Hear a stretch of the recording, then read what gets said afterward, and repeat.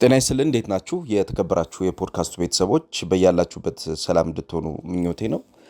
የኤፍኤ ካፕ ጨዋታዎች ቅዳሜና እሁድ ተደርገዋል። በእነዚህ የኤፍኤ ካፕ ጨዋታዎች እንግዲህ ቡድኖች ራሳቸውን ያዩባቸው ነበሩ። በተለይ ከቡድን አጠቃላይ ከነበሩበት የእንቅስቃሴ ችግር ድክመት አንጻር ራሳቸውን ማሻሻል የሚጠበቅባቸው ቡድኖች ነበሩ። ከፕሪሚየር ሊጉ ከመጡበት መንገድ ማለት ነው። የፕሪሚየር ሊጉ ውጤታቸው ጥሩ ያልሆነ እንዲሁም በፕሪሚየር ሊጉ ቡድኖቻቸው ላይ የተወሰነ ክፍተቶች ያጋጠሟቸው ቡድኖች ራሳቸውን ለመፈተሽ ራሳቸውን እንደገና ለማሳደግ የተጠቀሙበት ነበር ማለት ይቻላል። ጨዋታዎቹ ቀጥለው ሲደረጉ እንግዲህ ትናንትና አርሰናል አሸንፏል።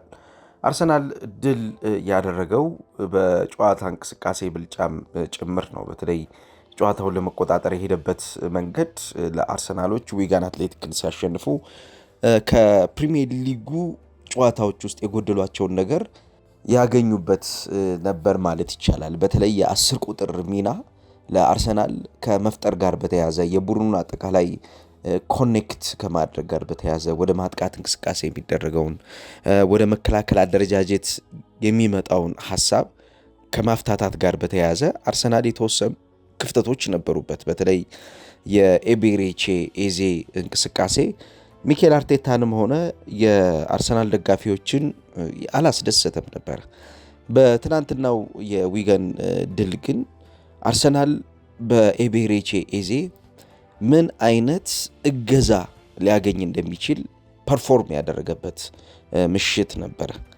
የመጀመሪያዎቹ 2 ጎሎች ሲቆጠሩ የነበረውን አስተዋጽኦ ከተመለከትን የልጁ እንደዚህ አይነት ሰንጣቂ ኳሶች በተለይም ደግሞ ይሄ ሎንግ ላይን ብሬኪንግ ፓስ የሚባሉት ረዣዥም መስመር የሚሰባብሩ ኳሶችን ለፊት መስመር ተጫዋቾች የሚያዘጋጅበት መንገድ የአርሰናልን የተነጠለውን የማጥቃት እንቅስቃሴ እንደገና በመቆስቆስና እነዚህን የማጥቃት እንቅስቃሴዎችን በመደጋገም ተጋጣሚን ከጨዋታ ውጭ ማድረግ የሚችልበት ኳሊቲው እንዳለ ያሳየበት ነበረ። ያው ተጫዋቹ ኮንትሮሊንግ ላይ ችግር የለበትም፣ ሺልድ ማድረግ ላይም ችግር የለበትም።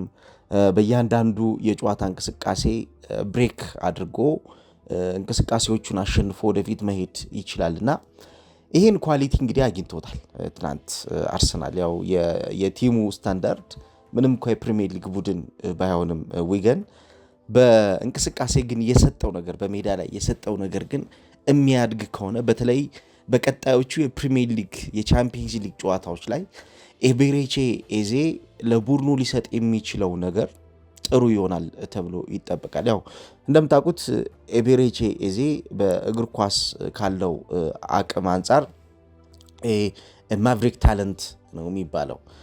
በራሱ የቆመ በራሱ የሚወስን በራሱ የሚተማመን ሰው እንደማለት ነው። ይሄ ታለንት ክሬቲቭ ነው፣ ፈጠራው በጣም ጥሩ የሆነ ተጫዋች ነው። ይህን በክሪስታል ፓላስ በነበረበት ሰዓት አሰልጣኙ ኦሊቨር ግሌዘርን የተናገሩት ነገር ነው።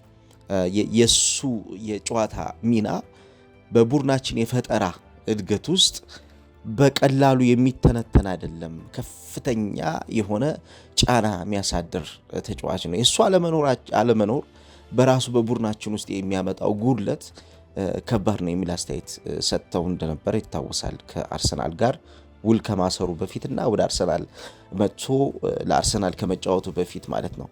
በተለይ አርሰናል ባለፉት 4 ጨዋታዎች በፕሪሚየር ሊግም ይሁን በቻምፒየንስ ሊግ አንድ ከተቸገረባቸው ነጥቦች መካከል ይሄ የሎ ብሎክ የቡድኖችን ስትራክቸር ለመስበር ወደ መጨረሻው ኤሊት ድሪብሊንግ ሲስተም ውስጥ የሚገቡ ተጫዋቾችን ይፈልግ ነበር። ይሄ የመጨረሻው ኤሊት ድሪብሊንግ ሲቹዌሽን ወይም ደግሞ ሁኔታ የሎ ብሎክ ስትራክቸሮችን በመበታተን የሚገኙ የግብ ማግባት እድሎችን አሳድጎ ተጋጣሚን መብለጥ የመቻል እሳቤ ነው። በዚህ ውስጥ እንግዲህ የዚህ ተጫዋች አንዱ ትልቁ ኳሊቲ የሚባለው ምንድነው? ከኳስ ጋር ያለው ምቾት ነው። ትናንት ከኳስ ጋር ያለው ምቾት በጣም ይደንቅ ነበረ። ከፍተኛ የሆነ ሙቭመንት ያደርግ ነበረ። ወደ ኋላ ይመለሳል፣ ሪፕሮሰስ ያደርገዋል ኳሱን፣ እንደገና ፕሮሰስ አድርጎ ወደፊት ይሄዳል።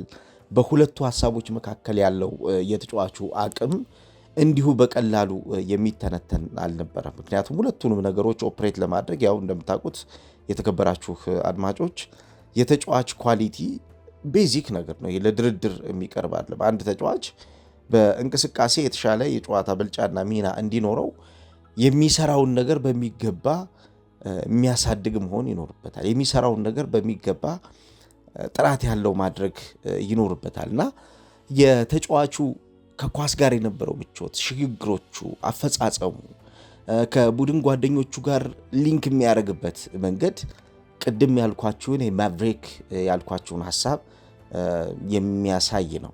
በተለይ የዚህ ተጫዋች አሁን በቅርብ ጊዜ ስትረግል ማድረግ በአርሰናል የጨዋታ ቀናቶች ላይ ወደ የሚፈልገው ፐርፎርማንስ አለመምጣት ብዙ ትችቶችን እያሰነዘረበት እንደነበረ እናስታውሳለንና እንዳውም አንዳንዶቹ ኤቨሬቺ ኤዜ ወደ አርሰናል መጥቷል ወይ ተዘዋውሯል ወይ ብለው እየተሳለቁ እየጠየቁ ነበርና ይሄ ማለት እንግዲህ የተጫዋቹን በቡድን እንቅስቃሴ ውስጥ አጠቃላይ የተጫዋቹን ያለውን ነገር በተመለከተ ያላስደሰታቸውና ይሄ ስሜት ያልሰጣቸው ደጋፊዎች በርከት ያሉ መሆናቸውን የሚያሳይ ነው። እንግዲህ ለነኚህ ደጋፊዎች የተወሰነ ምላሽ እየሰጠበት ነበር ማለት ይቻላል። ያው ከኳሊቲ አንጻር አሁን በፕሪሚየር ሊጉ ቀጣይ በሚደረግ ጨዋታ የሚያሳየው ፐርፎርማንስም ይጠበቃል።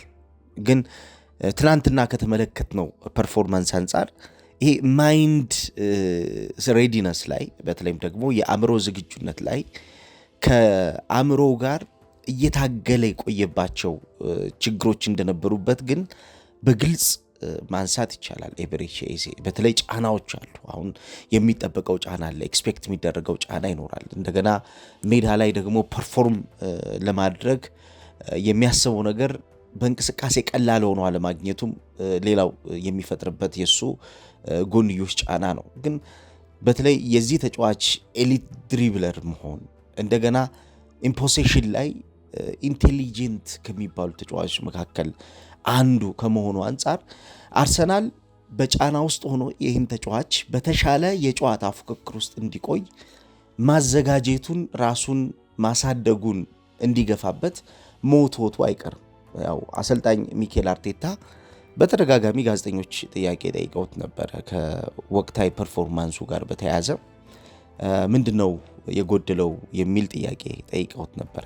ይህን ጥያቄ ጋዜጠኞቹ የጠየቁት ኤቨሬቺ ኤዜ በሚኬል አርቴታ ተደጋጋሚ ጨዋታዎች ላይ ቤንች መደረግ ከጀመረ በኋላ ነበር። የምታስታውሱት አድማጮች ቤንች ሲያደርገው ለምንድነው ቤንች የሚያደርገው ይህን ተጫዋች? ለምንድነው ኤቨሬቺ ኤዜ መጥቶ ማይጫወተው? በየጨዋታዎቹ ለምንድነው ቋሚ ማይሆነው? ይሄ ተጫዋች ይህን ያክል ገንዘብ የወጣበት እኮ ተቀያሪ ወንበር ላይ እንዲቀመጥ አይደለም። ሚኬል አርቴታ የሚያደርገው ነገር ትክክል አይደለም፣ ውሳኔዎቹ መስተካከል አለባቸው የሚል ጥያቄዎችን ሲያነሱ ነበር። እንግዲህ ይህንን ጥያቄ ሚኬል አርቴታ እሱን በማሰለፍ ፈጥኖ አላሳያቸው። በተለይ ከኳስ ጋር ያለውን ኳስ በሚያጣ ሰዓት ቡድኑ መልሶ ኳሱን ለማግኘት በሚደረገው ሽግግር ላይ የተጫዋቹ ያለውን ፍላጎት ተጫዋቹ ያለውን ኢነርጂ ነበር ያነሳው። ኳስ ስናጣ አክቲቪቲያችን ጠንካራ መሆን አለበት ሁላችን። ምክንያቱም ኳስ የምናጣበት ሁኔታ ለተጋጣሚ ቡድን እድል የሚሰጥ መሆን የለበትም። ኳስ በምናጣበት ሲቹዌሽን ውስጥ ተጋጣሚዎች ከኛ አድቫንቴጅ መውሰድ መቻል የለባቸውም። ይሄንን አድቫንቴጅ መከላከል መቻል አለብን፣ ዶሚኔት ማድረግ አለብን የሚል ምላሽ ነበር የመለሰላቸው። ይሄንን እንግዲህ ከተወሰኑ ጨዋታዎች በኋላ ከ5 ጨዋታዎች በኋላ ተጫዋቹን ተቀያሪ አድርጎ ማስገባት ጀመረ። ተጫዋቹ በሚገባባቸው ጊዜያቶች አእምሮ ጥሩ እንዳልነበረ በተለይም ደግሞ ኳስ ለመጫወት አእምሮ ዝግጁ እንዳልነበረና በሚታጡ የኳስ እንቅስቃሴዎች ላይ የነበረው ሪአክሽን ደግሞ ደካማ መሆኑን የስፖርት ቤተሰቡ ከተመለከተ በኋላ በተለይም የአርሰናል ደጋፊዎች ይህን ካዩ በኋላ ኤቨሬቺ ኤዜ ምን ነካው ማለት ጀመሩ። ነገር ግን ሚኬል አርቴታ ስለዚህ ተጫዋች የጨዋታ ፐርፎርማንስ የዚህን ተጫዋች ብቃት በተመለከተ ግን ደጋፊዎቹ ለምን አታሰልፈው፣ የስፖርት ቤተሰቡ ለምንድነው ማያሰልፈው የሚል ተደጋጋሚ ጥያቄዎችን ሲያነሱበት እንደነበረ ቀድሞ ሲያነሱበት እንደነበረ ይታወቅ ነበር። አርቴታ ኤቭሪቲንግ በሜዳ ላይ የነበሩትን የትሬኒንግ ጉድለቶች ያውቃቸዋል። ያው አሰልጣኞች በሜዳ ላይ ባሉት የተጫዋቾች ፐርፎርማንስ ላይ መሰረት አድርገው ነው ቡድናቸውን የሚገነቡት። የጨዋታ ቀን ፐርፎርማንሳቸው ጥሩ ሊሆን ይችላል ብለው የሚያስቧቸውን ተጫዋቾች ነው የማች ዴይ ስኳድ አባል የሚያደርጓቸው። የማች ዴይ ስኳድ አባል የማይሆንበት ምክንያት በማች ዴይው ላይ ኢምፓክት የማያሳድሩ ከሆነ ነው። የፖዚቲቭ እና የኔጌቲቭ ኢምፓክት አለ። ስለዚህ ኔጌቲቭ ኢምፓክቱን አይፈልጉትም። አርሰናል በተመላሽ ኳስ ሊቸገር ይችላል፣ ሲቸገርም ነበር። በሚታጡ ኳስ እንቅስቃሴዎች ሲቸገር ነበር። የዲፌንሲቭ ብሎክ ትራንዚሽንን ለማዘጋጀት በሚደረገው ጥረት ውስጥ ፈርስት ኳሱን ያጣው ሰው ነው የዲፌንሲቭ ብሎክ ትራንዚሽኑን መስራት የሚጠበቅበት። ከዚህ ተጫዋች ኳሱ ካመለጠ በኋላ በሚመጣው ሽግግር የመጨረሻዎቹ ሁለቱ ቀጠናዎች ማለትም የአማካኝና የተከላካይ መስመር ቀጠናዎቹ አደጋ ውስጥ እንዳይወድቁ ፕሮቴክሽን የሚጀምረው መጀመሪያ ኳሱን ከታጣበት የማጥቃት ስትራክቸሩ ነው። ይሄ ነው ኢነርጂ ጎድለው ነበር የሚል ተደጋጋሚ ጥያቄዎችን ሚኬል አርቴታ እንዲያነሳ ሲያደርግ የነበረውና ትናንትና ምናልባት ፐርፎርማንሱን ከተመለከት ነው ኤቤሬቺ ኤዜ በዘንድሮ የውድድር ዓመት የአርሰናል የ10 ቁጥር ሚና ላይ የጎደለውን ነገር ለመስጠት የተሻለ መሆን ከቻለ አርሰናልን ይዞ ሊሄድ እንደሚችል የሚያሳይ ነው። በተለይ ትናንትና ይሄ ፖዚሽናል ቨርሳቲሊቲው ላይ የነበረው አቅም ይበልጥ ጥሩ ነበር። ተጫዋቹ ይሄ የሌፍት ሳይድ የ8 ቁጥር ተጫዋች ሆኖ የቆየባቸው ደቂቃዎች ነበሩ ትናንትና። እንደገና የሌፍት ሳይድ ዊንገር ይሆናል ትናንትና ተመልክተነዋል። እንዲሁም ይወርድና ደግሞ ሴንተር ሚዱን ለማጥበቅ ይሞክራል። የተከበራችሁ አድማጮች ሶስቱም ቦታ ላይ ነው እንግዲህ በደንብ ኦፕሬት ሲያደርግ የነበረው እንደነገርኳችሁ። የመጀመሪያ የሌፍት ሳይድ የ8 ቁጥር ይሆናል ከ10 ቁጥር ቦታው ሲወርድ ማለት ነው። እንደገና የሌፍት ዊንግ ይሆናል ይሄ ተጫዋች። ከዛ ውጭ ደግሞ ሴንትራል ሎዱን ደግሞ ይበልጥ ጥብቅ በማድረግ የአማካኝ ክፍሉን ጥራት እየጨመረ ወደ ተሻለ የጨዋታ እንቅስቃሴ እንዲሄዱ ያግዛቸዋል ማለት ነው። በእነኚህ እንቅስቃሴዎች ውስጥ በተለይ ሶስተኛው ይሄ ድሪፍቲንግ ሴንትራል ሚድፊልድ በሚለው ሐሳቡ እሱ ወርዶ የሚጫወትበት የአማካኝ ክፍል እንቅስቃሴ ውስጥ የሎው ብሎክ ሁኔታዎችን በሚገባ መስበር የሚችል ስኪል ፈጥሯል። ትናንትና ኳስ ተሸካሚ ፔኔትሬተር ነው። ኳስ ተሸካሚ እንቅስቃሴዎችን አሸናፊ ነው። እንደውም ኮንጀስትድ ኤሪያዎች በሚፈጠሩ ሰዓት ወይም ደግሞ የሚተፋፈኑ ቦታዎች በሚፈጠሩ ሰዓት የአታኪንግ ሀብ ነው ይሉታል ይህን ተጫዋች። በቃ የማጥቃት ማዕከል ነው ይሄ ተጫዋች። የማጥቃት እንቅስቃሴው መሪ ነው። በአርሰናል የሰጠው ነገር እንዲሁ በቀላሉ ትናንትና የሚታይ አይደለም። በአንድ ጨዋታ ላይ ተጫዋቹ ቢለወጥ እንቅስቃሴው እንዴት አርሰናልን ሊያሳድግ እንደሚችል በደንብ እያየነው ነበር። ስለዚህ አታኪንግ ሀብ ነው ተጫዋቹ። በማጥቃት እንቅስቃሴ የቡድኑን አጠቃላይ ህይወት፣ የቡድኑን አጠቃላይ ጥራት ወደ ተሻለ ቦታ ላይ መውሰድ የሚችል። ስለዚህ ይሄንን በቀጣዮቹ የፕሪሚየር ሊግ ጨዋታዎች ላይ ለሚኬል አርቴታ መስጠት የሚችል ከሆነ የአርሰናልን የመፍጠር አቅም በተወሰነ ማሻሻል የሚችልበት ሁኔታዎች እንደሚኖሩ የሚጠበቅ ነው የሚሆነው። ከዛ ውጭ ይሄ ድሪብሊንግ ኤንድ ቦል ኬሪንግ ሲቹዌሽኖቹ ትናንትና በጣም ቢገርሙ ነበሩ። ትናንትና የተሳካ 11 ቦል ኬሪንግ ኤንድ ድሪብሊንግ ሲቹዌሽኖችን መፍጠር ችሏል።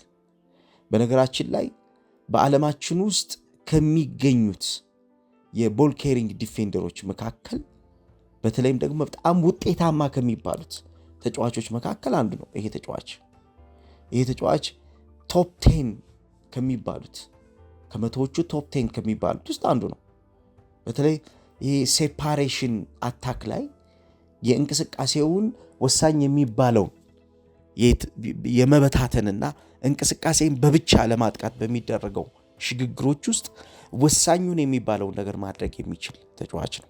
ስለዚህ በአርሰናል ትናንትና ያደረገው ከዊጋን አትሌቲክ ጋር በነበረው ጨዋታ ያደረገው ነገር በቀጣዮቹ ጨዋታዎች የሚደጋግማቸው ከሆነ በቀጣዮቹ ጨዋታዎች አርሰናል በዚህ ተጫዋች ይህንን ኳሊቲ ማግኘት የሚችል ከሆነ ምናልባት ማርቲን ኦዴጋርድ ሊሰጠው ያልቻለውን የማጥቃት እንቅስቃሴን በተለይ የ10 ቁጥር ሚናን መስጠት የሚችል ከሆነ የዚህ ተጫዋች ኳሊቲ ይበልጥ በቀጣዮቹ የፕሪሚየር ሊግ ጨዋታዎች ለአርሰናል መፍትሄ መሆኑ የማይቀር።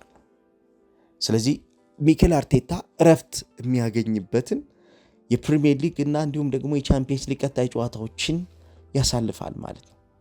ከዛ ውጭ የዚህ ተጫዋች እንዳውም ኳሊቲዎቹ መካከል ይሄ ሳጥን ሰባሪ የሚባል ነው። ይሄ ቦክስ ካሸር የሚሉት ተጫዋች ነው። በነገራችን ላይ ይሄ ተጫዋች ይሄ ዌል ኮችድ ቱ አታክ ኪ ስፔስ ነው የሚባለው። በቃ የቁልፍ ቦታዎችን ለማጥቃት በጣም ዌል ኮችድ የተደረገ በጥሩ ሁኔታ የሰለጠነ ተጫዋች ነው ተጫዋቹ። ለምሳሌ የመጨረሻዎቹን የማጥቃት እንቅስቃሴዎች ወደ ኋላ የሚያዘገይበት እንዲሁም የፔናልቲ ስፖት ላይ ሆኖ እድሎችን የሚያዘጋጅበት ከፔናልቲ ስፖት ውጭም እንዲሁ የሴት ፒስ ስፔሻሊስት የሚሆንበት እንዲሁም የሴት ፒስ ዩቲሊቲ ነው የሚሉት ይህን ተጫዋች እና በኮርና ሩቲኖች ውስጥ የሚሳተፍበት። ኮርና ሩቲን ማለት ያው ታውቃላችሁ፣ ኮርና በሚጀምሩ ሰዓት ኮርናውን በረዥሙ ከመጀመር ይልቁን ባጭሩ የሚጀምሩበት ሁኔታ አለና በዚህ በኮርና ሩቲን ውስጥ ተከላካዮችን ማኒፑሌት የሚያደርግ ተጫዋች ምንድን ነው የምንለው? ማምታታት ወይም ማሳሳት ማለት ነው። ይህን በሚያደርግበት እንቅስቃሴ ውስጥ የሚፍታታ ወይም ደግሞ ታፍኖ የነበረ እንቅስቃሴ ነፃ የሚወጣበት ሁኔታ ይኖራል።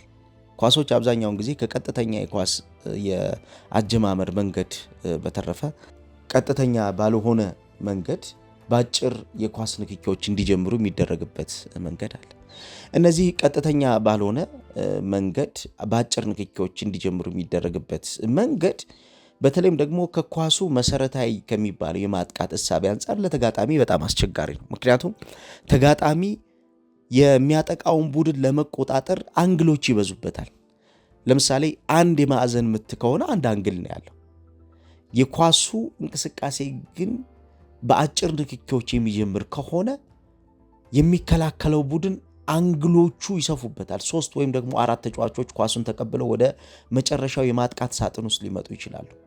እነኚህን ተጫዋቾች ለመቆጣጠር በሚደረገው ሂደት ውስጥ ተጋጣሚ ቡድን አስቸጋሪ የሆነ ሁኔታ ውስጥ ሊወድቅ ይችላል። ስለዚህ በእንቅስቃሴ የሚቸገሩበት ሁኔታ ከፍ ይላል ማለት ነው። ስለዚህ የኤቤሬቺ ኤዜ የሜዳ ላይ እንቅስቃሴ እንደዚህ አይነት ሁኔታዎችን በጥራት ቡድኑ እንዲጫወት ቡድኑ አስበው እንዲያጠቃ የሚያደርግበት መንገድ አለ ማለት ነው። አሰልጣኝ ኦሊቨር ግሌዝነር ይህንን በተደጋጋሚ ሲናገሩ በተለይም ደግሞ ከሱ ጋር ብዙ እንደቆየ ሰው የተጫዋቹ ኳሊቲ ተጋጣሚን በማሳሳት ተጋጣሚን የሚፈልገውን ነገር አስቦ እንዳያደርግ የቡድኑ በጣም ቁልፉ ሰው ነው ብለውት ነበር። እንዳውም ከዚሁ እንቅስቃሴ ውስጥ የሽግግሮች ባለሟል ብለውት ነበር። ትራንዚሽን ስፔሻሊስት ብለውት ነበር። በተለይም ደግሞ ኳሱን ተሸክሞ በሚሄድባቸው እንቅስቃሴዎች ውስጥ እነዚህ ኳሱን ተሸክሞ ወደ ሌላኛው የጨዋታ እንቅስቃሴ ሲገባ የሚፈጠሩት ጫናዎች ተጋጣሚዎች አጸፋ ለመመለስ ኳሊቲ የሚጎላቸው ናቸው። ኳሊቲውን እሱ በደንብ ማክሲማይዝ ማድረግ ይችላል። ኳሊቲውን ይዞ ተጋጣሚን መስበር ይችላል።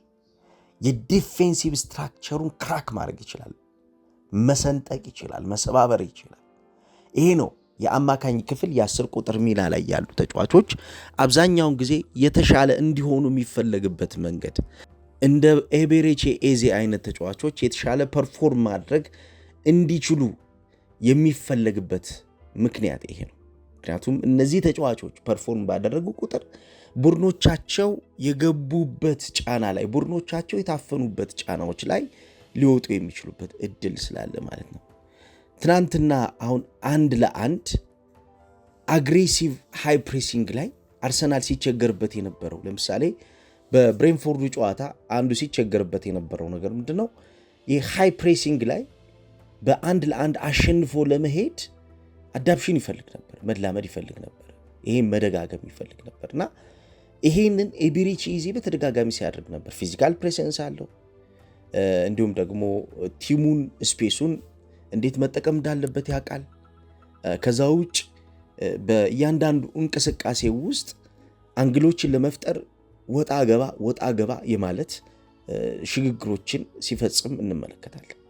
እነኚህ ወጣ ገባ እያለ የሚፈጥራቸው ሽግግሮች አብዝቶ የሚያደርጋቸው ነገሮቹ ምንድናቸው? ቡድኑ በሃይ ፕሬሲንግ የመጨረሻው እንቅስቃሴ ላይ በሃይ ፕሬሲንግ የመጨረሻው የማጥቃት ጉልበት ላይ የዲፌንሲቭ ስትራክቸሩን ለመስበር ወይም ደግሞ የተጋጣሚ አጠቃላይ የእንቅስቃሴውን ጫና ለማምጣት የዚህ ተጫዋች ኳሊቲ አስፈላጊ መሆኑ ተጫዋቹ ላይ እንዲያርፍ ያደረገው የኳሊቲ ጥያቄ እንዳለ ማሳያ ነው። ተጫዋቹ ላይ ያረፈው የኳሊቲ ጥያቄ ፊዚካል ፕሬዘንስ አለው ብያችኋለሁ። አንድ ለአንድ ማሸነፍ ይችላል። ስለዚህ ተጫዋቹ በፌብሩዋሪ ወር ከብሬንፎርድ ጋር በተደረገበት ጨዋታ አንድ ለአንድ ላይ ስትራግል ሲያደርግ ከነበረ በትናንትናው ጨዋታ ላይ ፐርፎርም ያደረገውን ነገር ግን በቀጣይ ጨዋታዎች ላይ የሚደግም ከሆነ በፕሪሚየር ሊጉ አንድ ሊሰጥ የሚችለው ነገር እንደሚኖር ኤክስፔክት ይደረጋል። በአማካኝ ክፍል ተጫዋቾች በጣም ወሳኝ ከሚባሉት ኳሊቲዎች መካከል የተከበራችሁ አድማጮች ትልቁ ነገር ምንድነው? ተጫዋቾች አብዝተው የኤክስ ፋክተር ኳሊቲ ማምጣት ይኖርባቸዋል። ምክንያቱም ይሄ የማጥቃት አንፕሪዲክታቢሊቲ እና ፍሌርን መፍጠር ማለት ነው። ኤክስ ፋክተር በብዙ ተጫዋቾች የሚደረግ ነገር አይደለም። በጣም በተለዩ ተጫዋቾች አማካኝነት የሚደረግ ነው። ለምሳሌ በማንቸስተር ሲቲ እንደ ዶኩ አይነት ተጫዋች፣ ለምሳሌ በፕራይም ባርሴሎና በሚባለው እንደነ ሜሲ፣ እንደነ ኔይማር፣ እንደነ ሱዋሬዝ አይነት ተጫዋቾች የሚደረግ ነገር ነው ኤክስ ፋክተር የምንለው ማለት ነው። ይሄ አንፕሬዲክታቢሊቲ ወይም ደግሞ ተገማች አለመሆን ኤቤሬቺ ኤዜ ለአርሰናል ሊሰጥ የሚችለው ኳሊቲ እንደሆነ ትናንትና በነበረው ነገር የተወሰነ ተመልክተናል። ስለዚህ ይህንን በብሬንፎርዱ ጨዋታ ላይ ታፍኖ የነበረውን የእሱን ኳሊቲ በቀጣይ የሊጉ ጨዋታዎች ላይ ሊሰጥ ከቻለ ምናልባት ለሚኬል አርቴታ የማጥቃት አቅም ሚኬል አርቴታ አጥቶት ለነበረው ነገር የሚሰጠው ሐሳብ ቀላል ይሆናል ተብሎ አይታሰብም። አርሰናል ትናንት ድል አድርጓል። እንግዲህ ይሄ ድል ወደ ቀጣዩ ዙር እንዲያልፍ አድርጎታል። በጣም ወሳኝ የሚባሉ የጨዋታ ቀናቶች ላይ ጥሩ ፐርፎርም የሚያደርጉ ተጫዋቾችን ብቅ እያሉለት ነው። እንግዲህ በአራቱም ዋንጫዎች ውስጥ ነው ያለው። አራቱም ዋንጫዎች ላይ እየተፎካከረ ነው የሚገኘው። ሊግ ካፕ ከሲቲ ጋር ፍጻሜ ላይ ደርሷል። በቻምፒየንስ ሊግ አለ። ሲቲ ኤፍኤ ካፕ ወደ ቀጣዩ ዙር አልፈዋል። እንዲሁም በፕሪሚየር ሊግ አለ። እንግዲህ ለአራቱ ጨዋታዎች ለአራቱ ዋንጫዎች እየታገሉ ነው የሚገኙት። የመጨረሻዎቹ ሳምንታት የመምህሩና የደቀ መዝሙሩ ጉዳይ የሚጠበቅ ይሆናል ማለት ነው። የሚኬል አርቴታና የፔፕ ጋርዲዮላ ቀጣዮቹ ሳምንታቶች ይጠበቃሉ። ያው ሁለቱም እንግዲህ በፕሪሚየር ሊጉ ያለፉት 4 ዓመታት ዶሚኔት አድርጓል። ያው ፔፕ ጋርዲዮላ ዋንጫ ቢያነሳም ሚኬል አርቴታ ግን እስከ መጨረሻው በደንብ ወግቶ ይዞ ጀርባው ላይ ተኝቶ አንገቱ ላይ እየተነፈሰ እስከ መጨረሻ የዋንጫ ጉዞ ውስጥ አብሮ ይዘልቃልና ከዚህ በኋላ የሚደረጉ የሊጉ ጨዋታዎችም እንዲሁ የሚጠበቁ ናቸው። ሌሎች ውድድሮችም ላይ እንግዲህ የሚያደርጓቸው ፍክክሮች ኤክስፔክት ይደረጋሉ። ቀጣዮቹ ወራቶች በጣም ወሳኝ ወራቶች ናቸው። መጋቢትና ሚያዝያ በተለይ በጣም ወሳኝ፣ የመጋቢት ወር በተለይ የካቲትና መጋቢት በጣም ወሳኝ ወሮች ናቸው፣ የሚጠበቁ ይሆናል ማለት ነው። የትናንትናውን የኤቤሬቺ ኤዜን ፐርፎርማንስ እንዴት አያችሁት? የተከበራችሁ አድማጮች እስኪ ሐሳብ ስጡበት። ጥሩ ጊዜ ይሁንላችሁ።